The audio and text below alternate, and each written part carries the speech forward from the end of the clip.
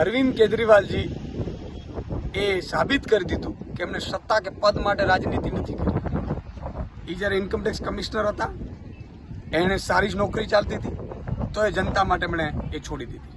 સાથે સાથે એમને લાગ્યું કે જ્યારે એમના ઉપર આરોપ લાગ્યો છે, ફરજી આરોપ હતો, જમાનત મળી ગઈ, છતાં એમના દિલમાં એવું થયું કે નિર્દોષ છૂટે ત્યાં સુધી. હવે નિર્દોષ તો શું છે, 10 વર્ષ 20 વર્ષ પણ લાગે, પણ એમણે જ્યારે એક વાત નક્કી કરી ત્યારે એ સાબિત થઈ ગયું કે ભાજપવાળા આ તમારી જેમ રાજનીતિ નથી કરતા. અમને પદ અને સત્તા માટે નથી. આ પહેલા પણ 49 દિવસે એમણે રાજીનામું આપી દીધું હતું. આજે પણ જ્યારે આ રાજીનામાની જાહેરાત કરી છે ત્યારે સ્પષ્ટ છે કે પદ અને લાલસા માટે અરવિંદ કેજરીવાલ નથી, અને એટલા માટે અરવિંદ કેજરીવાલજી બીજા નેતાઓથી અલગ પડે છે.